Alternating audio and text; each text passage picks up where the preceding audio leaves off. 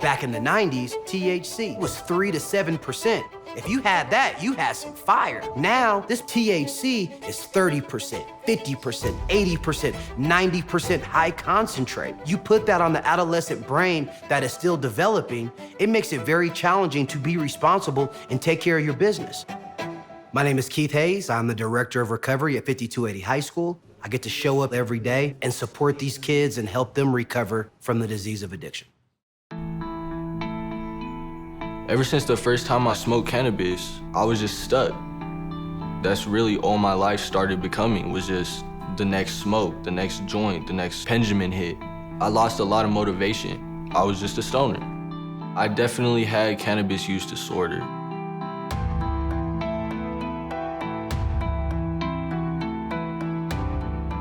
Some people smoke weed to eat and sleep and all of that, but my experience has been devastating.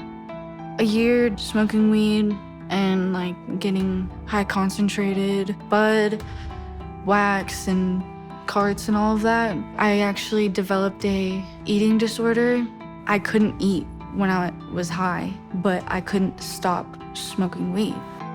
Every time I'd smoke high concentrate cannabis, I started hearing voices. I would almost pass out. And it all started from weed. First time, I think I was probably 14 years old. It hit me like a punch, definitely. I just never really expected, because I didn't think, it could be that powerful. It's just dangerous. A lot of people are like, but you can't get addicted to weed. You really can. It made me not want to do school anymore, because I'd rather be high.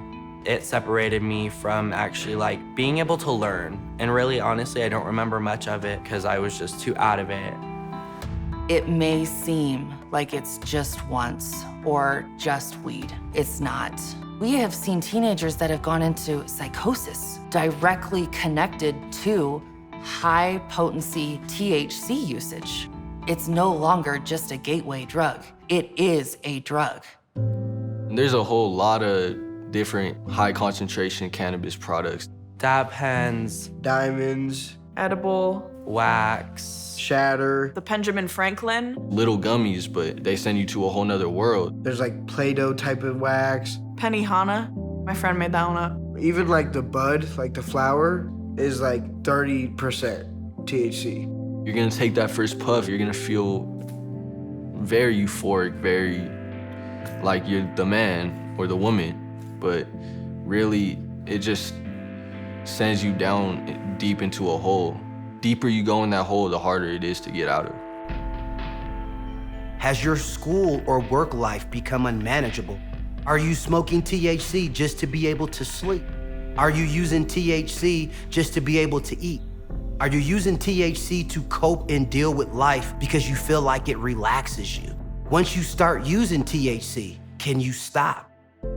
2 weeks into me smoking every day, I noticed that it wasn't working. I was lazy, and being lazy made me depressed, and being depressed made me lazy more. So it was just a loop. It's always a loop. I was struggling a lot with my mental health. I was self-harming really bad, and I found that when I was high, I just didn't want to, mostly because I would get so high to the point where I just couldn't function. So if you're using cannabis to cope with your feelings, just try different coping skills. It might not work the first few times, but as you try it more often, you might find it easier to do. I've learned how to journal. I've gotten kind of into meditation, taking deep breaths, slowing down. When I wake up in the morning or when I get home from school, or if I'm just having a really stressful day, I'll open my laptop and I'll search up 15-minute guided meditation video. And within those 15 minutes, they'll talk me through breathing and just clearing your mind. And honestly, after I'm done, I feel a lot better. I feel happy.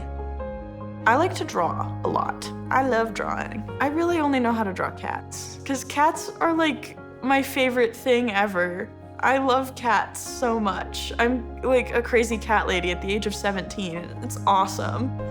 I love animals so much. I have my own dog who is an emotional support dog for me. If I'm at home and have no one to talk to, I will sit in my room talking to my dog because it's unconditional love. Most important one for me would be music. I make music. Music has definitely been a great outlet for me. It really helps me to just write down how I'm feeling in the moment. Having the ability to create music that I enjoy, based off of what I see around me, it's a great experience. When I'm down, I call my friends, I call my staff, and they always have the solution for me that I know I don't. I love Brittany. She's one of the recovery coaches here.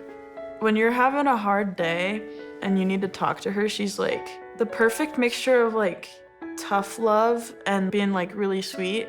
She's like a mom. They think that the answer is drugs, and it's not.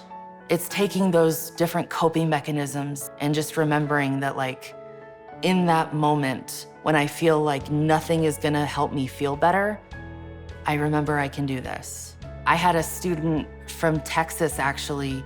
She was having a really, really hard moment, and I realized she'd been in Texas her whole life and might not have ever seen snow.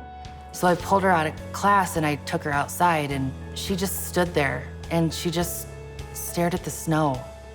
And it was incredible. I mean, you don't often get to see them be just kids. And I think that the drugs and everything that has happened to them, it's overtaken them. But then you get to see moments like that where they just get to stare at the snow.